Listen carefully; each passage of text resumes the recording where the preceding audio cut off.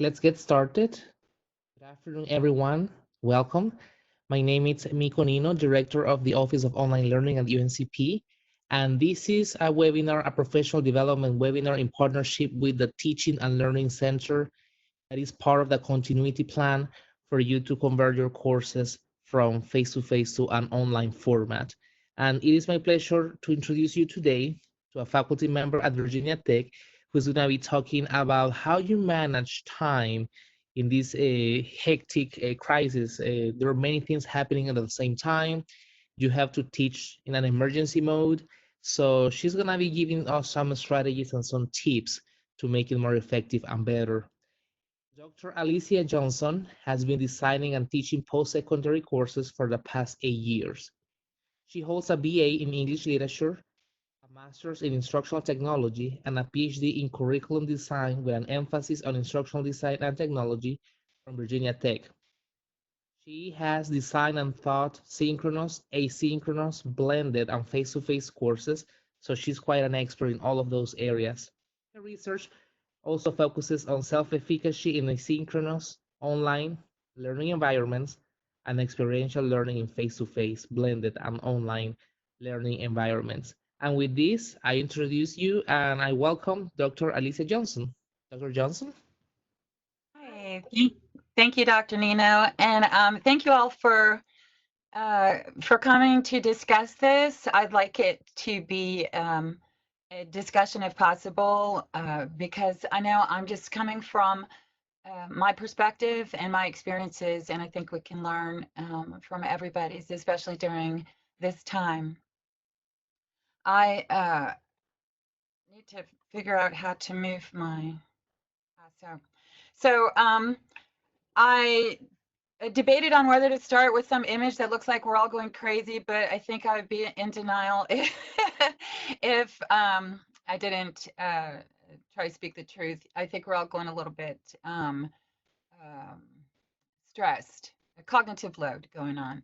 But as you probably already suspect, none of us have all the right answers, including me, and it's really okay. The topics I wanted to talk about today is very loosely what your learners need, what you need, what your family needs. And I know some of us are teaching with our families in the house, home from school, in quarantine. Some of you are working, by yourself, with your family outside of your home with quarantine, and they all have their individual demands on our time. So I did want to about that a little bit too. So what do your learners need?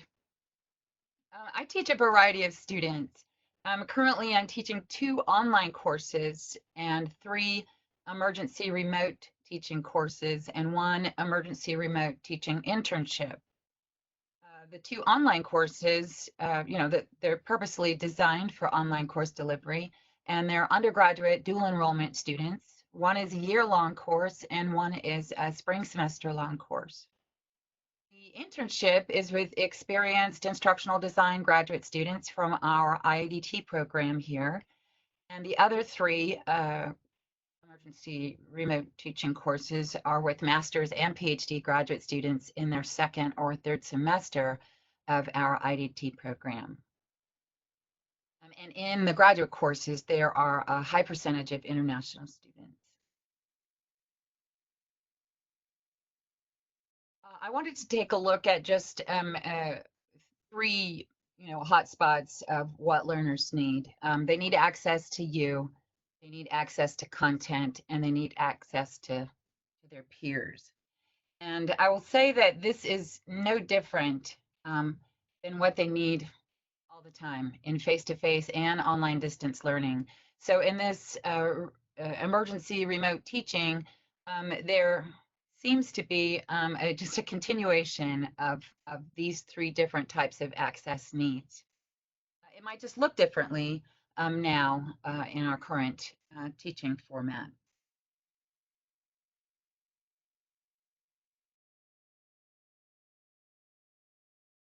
So what I'll just kind of talk about what I've done, and then if anyone wants to add what they've done.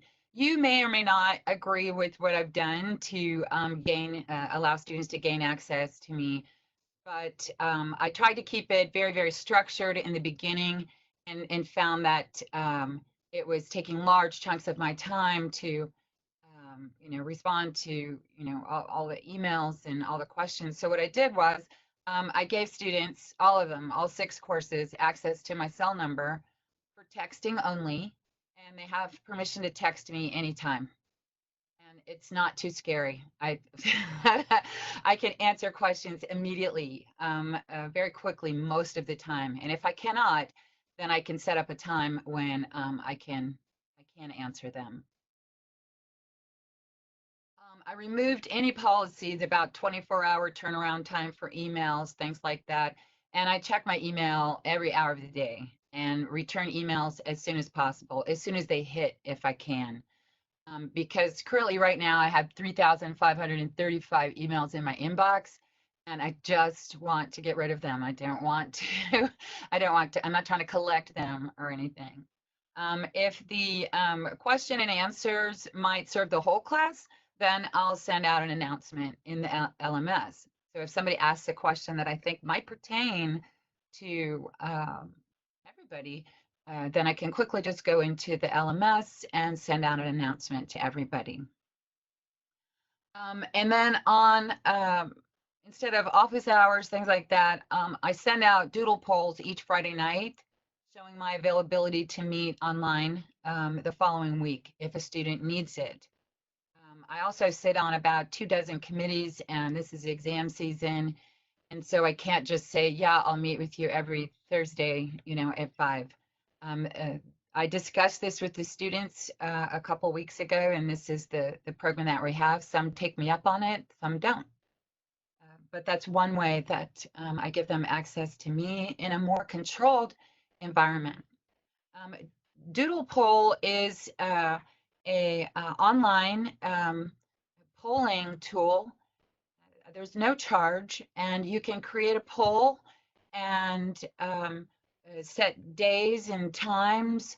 Like I just do it for like Monday through Friday, and then I can go in and highlight hours from 8 to 9, from 11 to 12, from 3 to 4 on each day whenever I'm available that week. And then I can get a link from it and send it to my students in an announcement from the LMS and say, if you need to meet with me next week, these are my available times. Please only pick one day. And then they go in and they check the box that they want to meet. And I get an email announcement when somebody has responded. Did that answer the question? It's a really handy tool.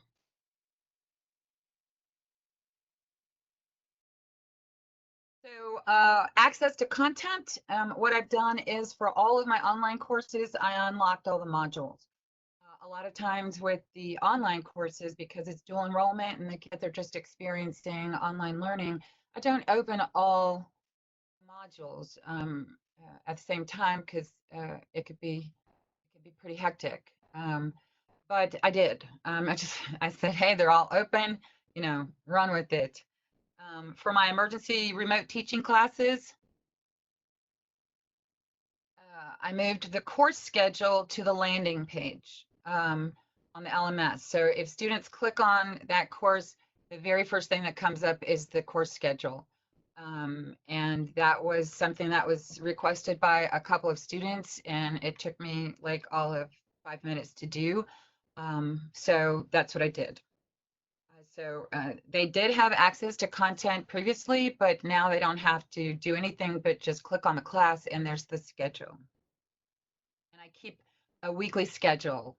Everything's in there for the whole semester, the week, what's due, links to turning things in. Everything's just on that single page for them because that was their preference right now. And I don't know if I highlighted this one, but I have Canvas set up now like an asynchronous course. So that means detailed descriptions and directions, links to documents, links to VT library resources, outside resources, and tutorials that I'm creating myself.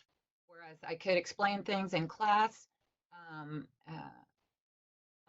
now can just create a tutorial and I post it in a variety of ways. Currently, I'm using Loom. Has anyone ever heard of Loom? Loom? Well, I can give Dr. Nino links to some of these tools. Loom is a free, and currently they've extended their freeness to anybody with a .edu address. And it's a Chrome extension. Also, you can work it on your desktop whenever you need to do a screen sharing or create a video. Screencast-O-Matic is something similar. Yes, but I create a small tutorial or I give a video response, and it seems personal. Students like it, and it gives them one way to access me and content at the same time. Access to peers. For my online courses, students already have each other's blog addresses and built-in discussion forums, peer reviews, partnering opportunities. I don't make partnering mandatory, especially now, but they can if they want to. For my emergency remote teaching classes, students have access to each other already. They've spent, the fall semester and the most part of the spring semester building relationships. And they're keeping those relationships. They're checking in with each other and talking to each other and helping each other. And I know that because I ask them. I also created a team drive, Google Team Drive, where students may post and share their work or work on items together. Most of my instructional design program, most of my courses are project-based, and I consider it an asset for my students to be able to see the progress that their classmates are making on their projects, as every project is individual. There's not a lot of copying going around. It's just like somebody said, what's doodle poll? You will ask your class, they will ask their classmates, oh, whoa, what are you using? What's that platform? How did you get it to do that? And so I see that type of conversation going on just in the team drives, and it's handy. I date all the folders now. I just put all the dates on it when things are due and say what's due, and all the folders are labeled, and they could just toss stuff in there because I asked them and they said it was easier. And then access to peers using a variety of new and old technologies like Flipgrid, Slack. The internship, we're exclusively using Slack and Zoom meetings. Flipgrid we're using for people to create presentations and have peer reviews. Canva, it's students are creating presentations with it to present to their classmates and experts. And of course, Zoom. And I put in moderation because I don't know about you all, but my students are getting burned out pretty quick on the Zoom meetings. We still have them, but it's not a regular weekly process. The biggest thing right now is that I'm trying to do is to be flexible. And I know that sounds sappy, but it's the reality. Being flexible is a must, even if it's against your nature and against your personality. This is a really good time to practice flexibility. Here's an example. I put a student was creating a presentation, but she thought she looked terrible, and she wanted to put this in instead. And normally I might go, you might want to get used to showing people, but I didn't push it. I just said, sure, that's absolutely fine. That can be your presentation. So I'm trying to have that type of flexibility with my students. And this is a graduate student faculty member from another university. She's kind of over being on the camera. So does anybody want to share what some of your students' needs are, or you have any questions specifically to this particular topic? Anybody want to add anything? Hi, Maria. Hi. Just have a comment about the access to content, and it might be just because the students I have are new to this online. I don't know if they might have taken other classes online. I teach science. I teach biology. There are labs, which makes it a little more complicated for us. I have found too much information, for my students. I don't know. It's not better. I have a recent example. Last week, we had a lab on DNA fingerprinting, I think it was. And we had videos that I have recorded of me doing the experiment. I have videos from outside sources. I have examples of results that I have gathered in previous semesters. So I label the figures, I put it in there. I have background information in the form of documents and also some videos. I think I even have a TED talk about it. I don't know. I think it was too much. I don't think the students exploit the abundance of all that information. Yes. And in the end, maybe they were happier if I have told them, okay, just read this little paragraph, look at this figure, and then take the quiz or take the assignment. I don't know. I felt like in the end I have, trying to provide so much, so everything was covered that I don't know if it was worth it. No, and Maria, you're right. It may not have been. Okay, it's if you didn't plan on delivering all this stuff online, and this wasn't part of your original course design, you may have tried to just pull all the information in there because you know that students could use it, but it may be that your students are overloaded with information and their only goal is to get through this class, right? I mean, Yeah, that seems to be that there's so much stress, and their goal now is maybe on passing more than on the learning, and I don't know. So absolutely, it just absolutely. was that comment about unlocking all the modules. I haven't done that. I still unlock the next one because I think if I unlock everything, they're gonna feel too Chaos, right? right.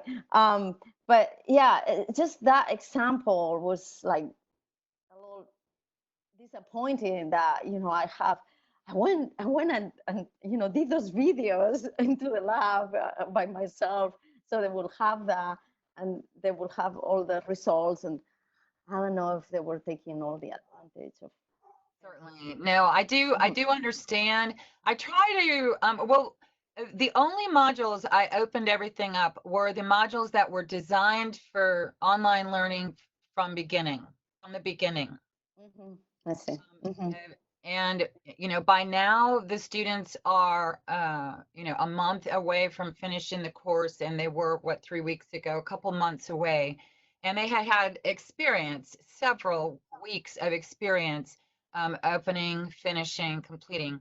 So I opened up the rest of them because if students wanted to try to finish more quickly, or these particular students are in far Southwest Virginia.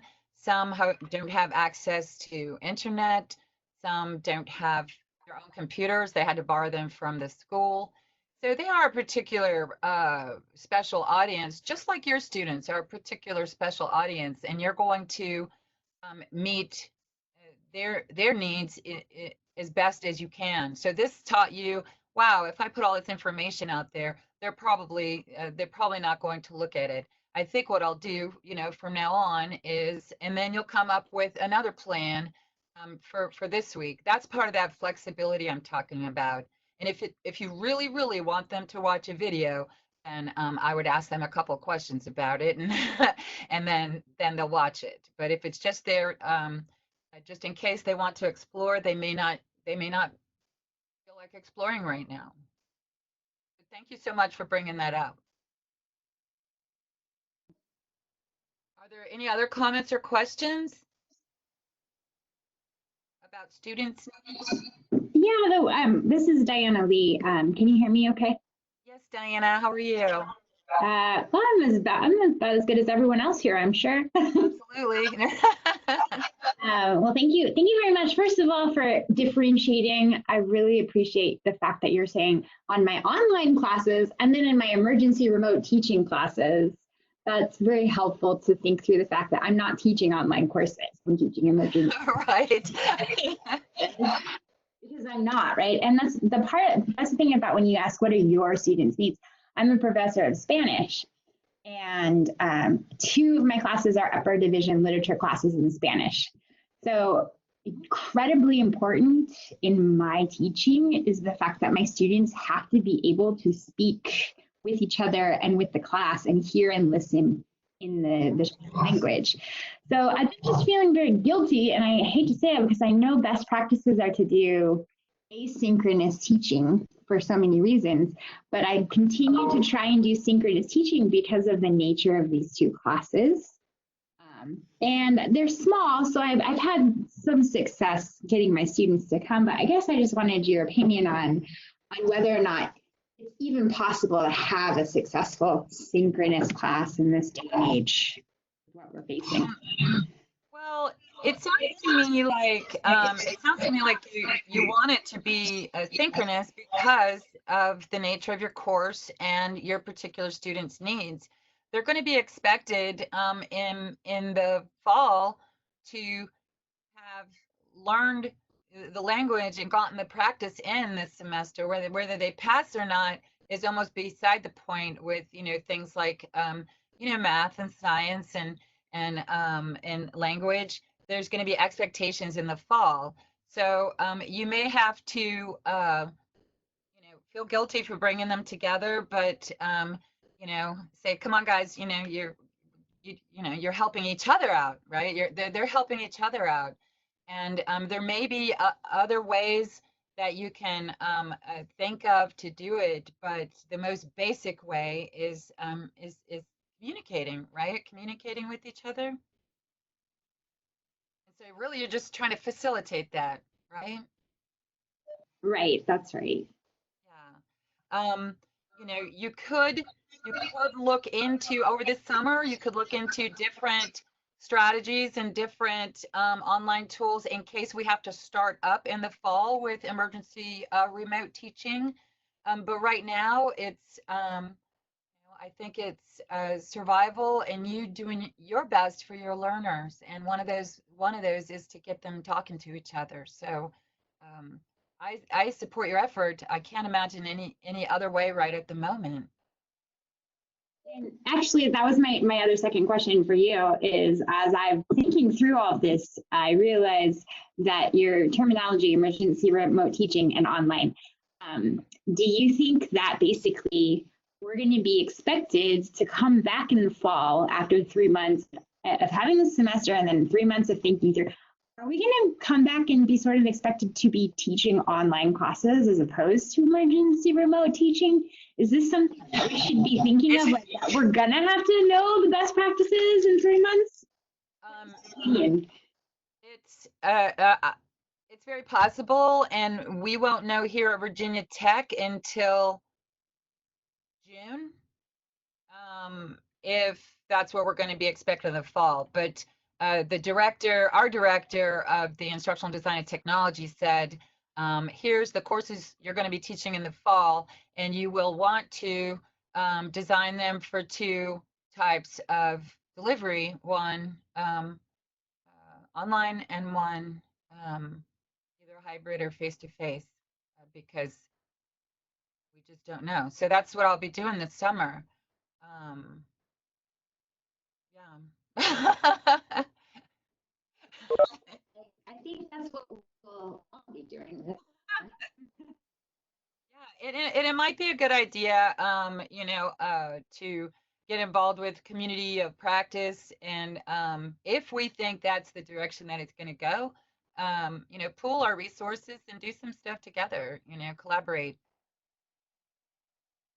And I'm totally into that if anybody else is. So, Dr. Nino will let us know. Yeah. Maria, you had your hand up, or did we already? No, I was trying to put it down, I guess, and I went a couple of tries up and down. Sorry. No. No problem. No No, I problem. was actually responding to Beverly. She had actually a comment about delivering things sequentially in the modules. And I was typing this, but I figured, well, I must say as well, I have done that. I not in the particular lab that I was discussing now, but in another lab, another class I teach.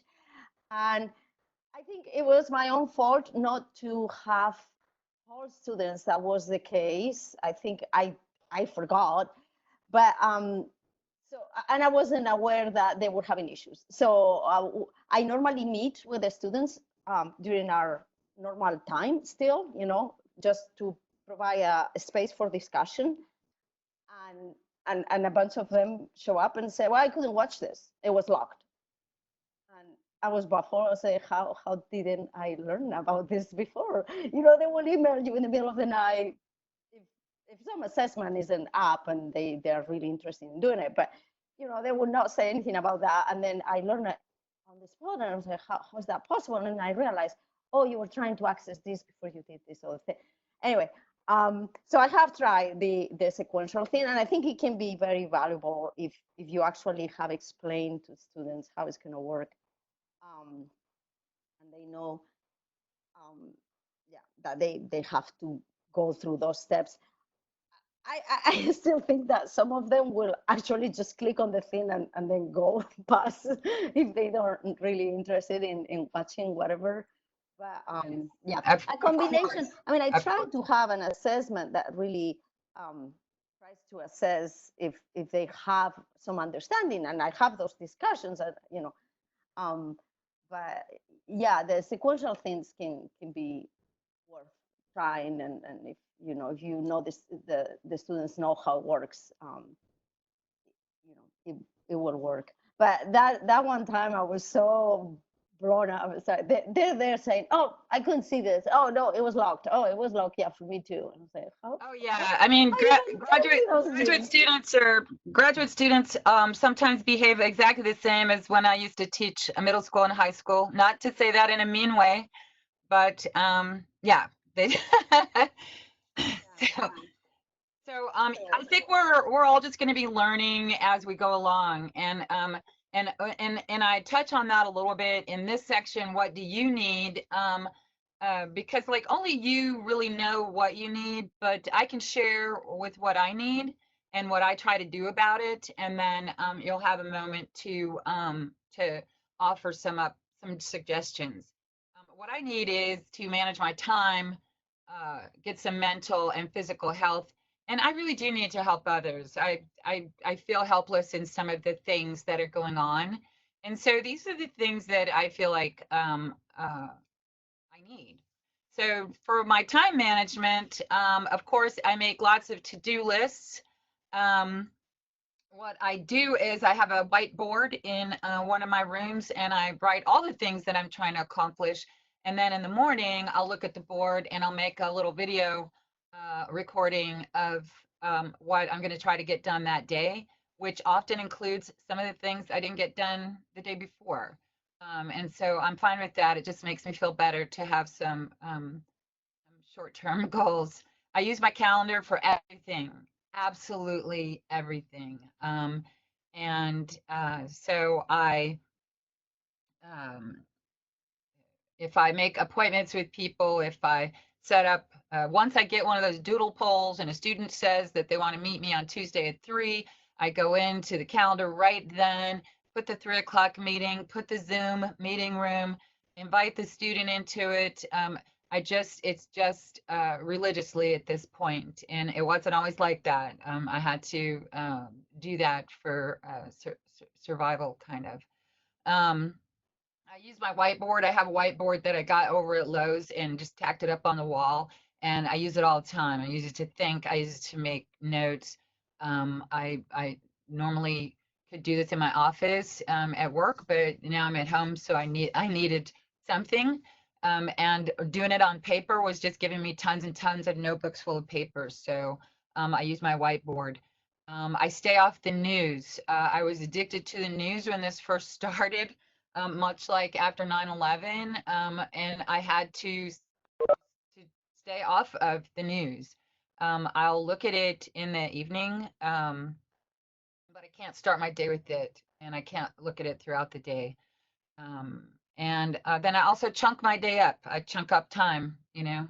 I'm going to do this during these couple of hours. I'm going to do this during these couple of hours. And I also give myself time rewards. And I know that sounds corny, but I could easily be a workaholic. So a time reward might be, I'm going to go work on this particular thing for 2 hours. And when I'm done, I might take a break and watch a detective show. And then once that's over, I don't binge on it. I turn it off and I go back and do something else for 2 hours. But I might get 2 or 3 enjoyable things in with this rewards section. So these are ways that I have turned to help me manage my time. Mental and physical health. One of the things that's really been helpful is I don't leave my bedroom without pulling up my phone and pulling up a 5-minute yoga and doing that before I leave. A student recommended it to me, and it really is great. My husband got me a water heater thing, so I heat up some water for some tea, and I pull that up before I leave the room. Because once I leave the room, you know, if you're like me, you know, I'm running. Listen to music. I can't always listen to the music that I like while I'm working because I get distracted by the words. So in the morning when I'm drinking coffee and checking emails, I'll listen to the music that I really, really, really want to listen to. Um, be creative. I like to be creative, and I feel like it's been sad, some of the things that I had to stop doing, like ceramic classes, things like that, during this time. So I try to put my creativity into creating things for students, whether it's for this semester or next semester. I'm creating some small tutorials now and small videos now in case I need to set up online course delivery for the fall. And it's kind of fun. Exercise, I know it sounds corny too, but I try to make sure I'm exercising. I don't always get accomplish the mission. I do always walk my dog, which is something, but it's just really important. I find if I don't exercise, I get real tired around 3 o'clock. And since I'm working many hours, I can't be getting tired at 3 o'clock. So, and another thing I need for my mental health is I need to check in with family. I can't always talk to them on the phone 24 hours, but I check in with them, two or three family members. I check in with them every day, either with a text message or an email.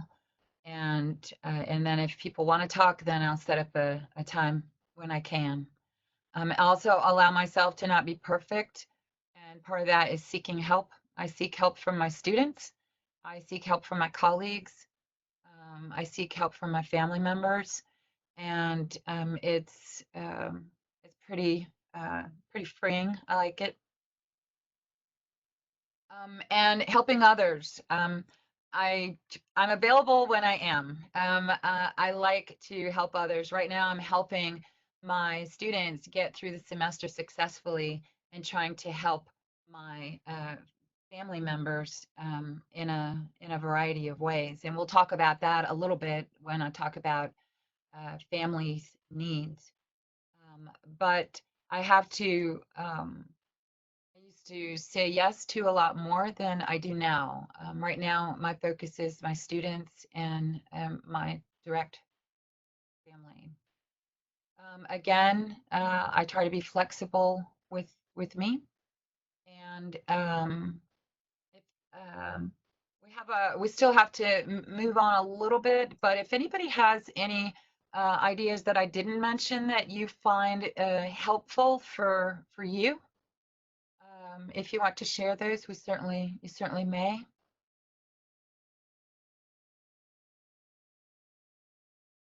Everybody's just trying to stay sane. um, let's see. How, what does your family need? Like I mentioned at the beginning, I know everybody's in a different family situation. Absolutely. And my family currently, I know my answers about my family and my family's needs won't be yours.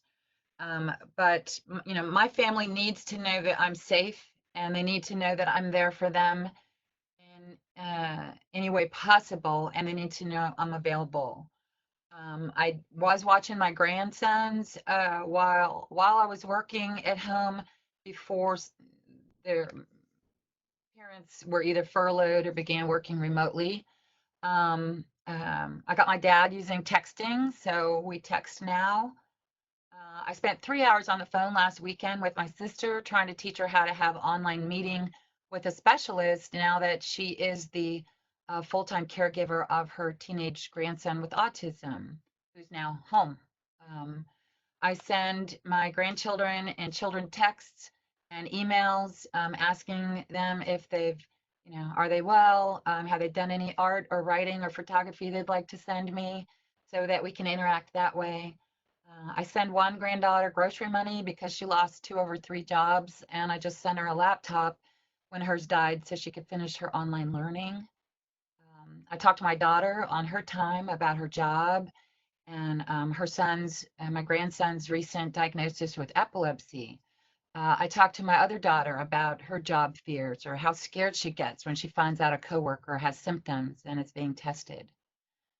My husband is a retired disabled veteran with PTSD, depression, and sleep disorder diagnosis. I make sure I spend time with him and visit with him and talk about things that are important to him. I remind him to call his dad, and we cook dinner together. This is life right now. And so when I say, what does my family need? I know my dynamics are different than yours. Some of you may have little rugrats climbing in your lap when you're trying to work on the computer, or teenagers who are tired of being at home. But I feel like you know, we're doing the best we can, and that falls partly into my mental health, and I need to be able to communicate with my family. I thought maybe some humor might help. I found some of these that might be enjoyable. It's kind of real. I like this. Remember when my kids were in the knock knock joke stage?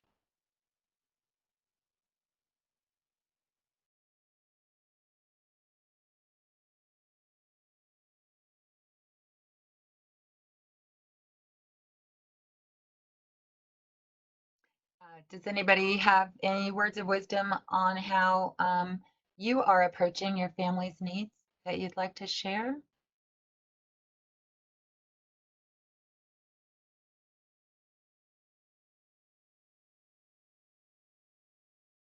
Yeah. Well, I don't really have much to add. These are at the tip of my brain at the moment, these topics. And again, I'm suggesting flexibility. Be forgiving, you know, of yourself and your, you know, maybe this isn't how you imagined you'd be teaching your students, or, You tell your kids, hey, I need an hour. Maybe these things aren't the way that you imagine they would be, but be forgiving because we really are trying to help people the best we can. Be forgiving to yourself and others. So, Dr. Johnson, there is one question about you have to spend some time, of course, preparing the class, then you have to deliver the content, then you have to grade, and you have to provide feedback. Can you suggest some strategies and some examples of how a week can look like when you have to do all of that and you want to be timely? Sure, sure. Um, excuse me. Again, I can tell you how I approach it. What I try to do is, of course, for my online classes, they're already pre-designed and pre-set out, and they're asynchronous. So what I do is I'm just giving feedback with those classes. For the emergency remote teaching, they are all set up ahead of time because they're all except one is a research course and the rest are project based. So I don't have to think of what we're going to do next week, but I do have to take a look at all the submissions and provide feedback so that students can continue to move forward in their progress. And so for me, I end up doing that. Those are those chunks of time that I said, I'm going to do this for 2 hours, or I'm going to do this for 2 hours, and then kind of reward myself with an hour of something that I want to do in between. So um,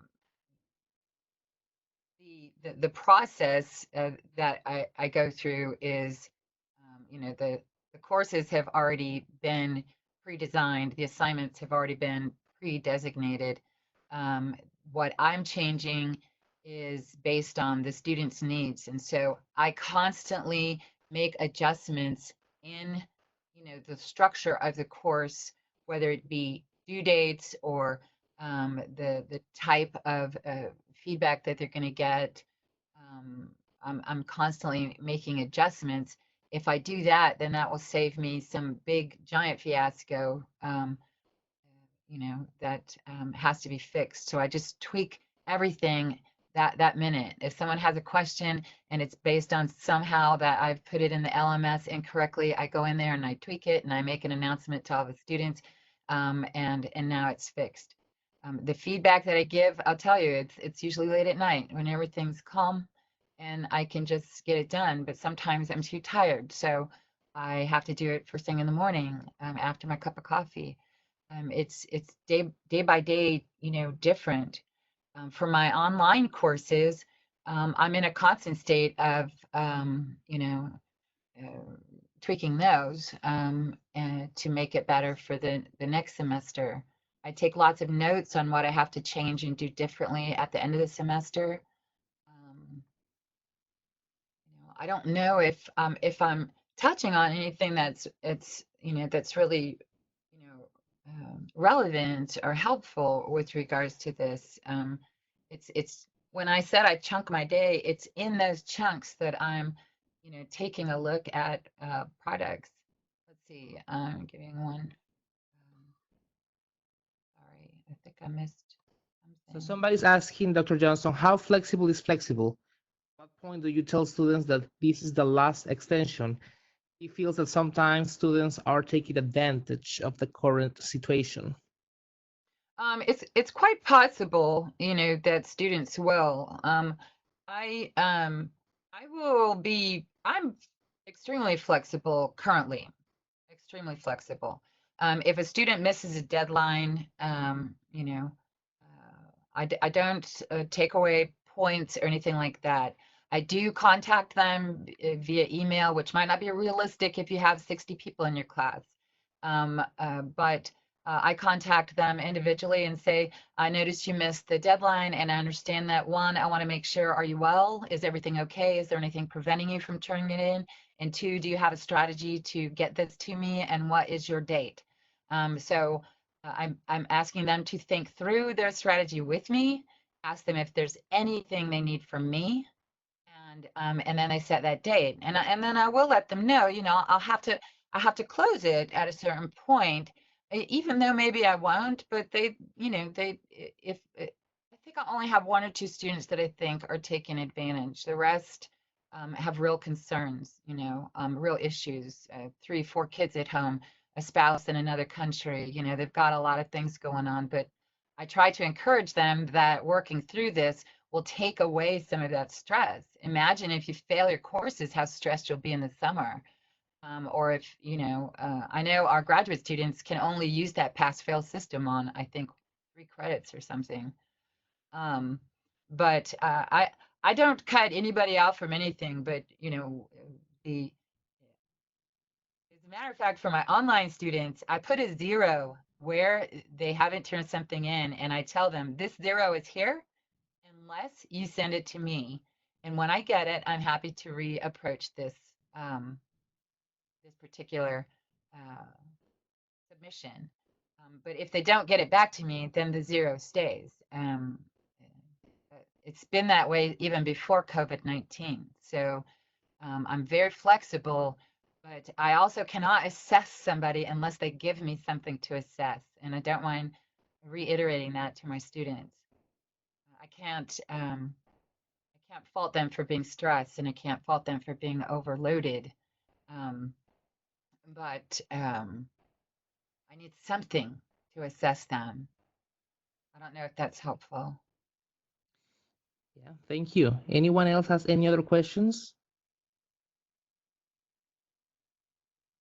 While some people are typing questions, Dr. Johnson, one question, and I know this can be difficult to answer, but is there like a magical math formula or calculation of how many hours a week per given course faculty members should be expecting to schedule each week to be able to prepare the content, deliver the content, grade assignments, and then provide feedback?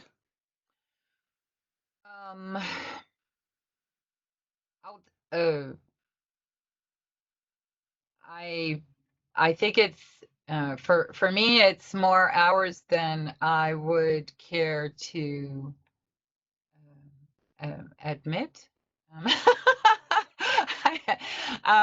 Just having the 6 courses is it's extremely time consuming.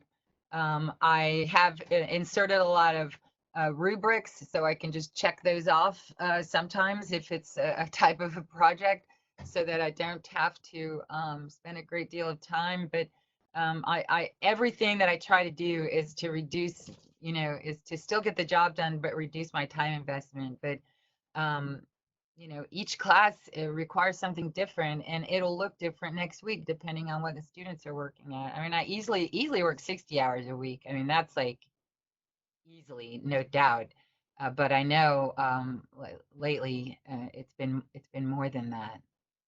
I don't want to keep that going, but I'm just trying to get through this and get everybody through it as best I can. That probably didn't help, did it? Thank you. Somebody's asking about the peer review feature in Canvas. Have you used it?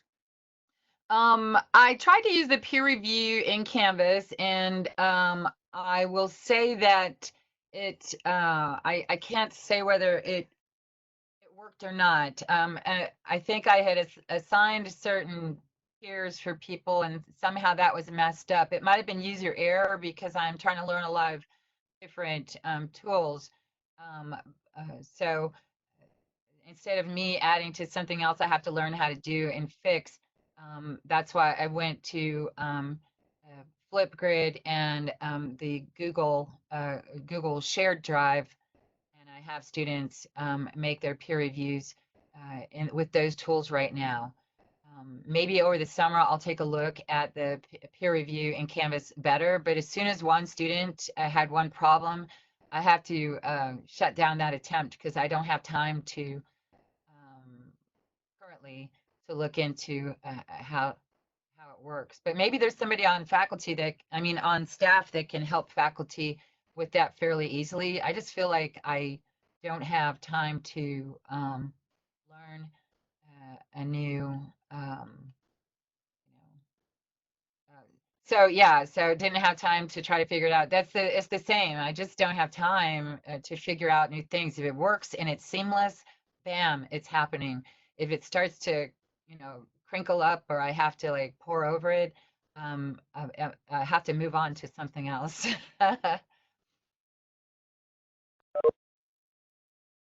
Great, thank you. Any other questions?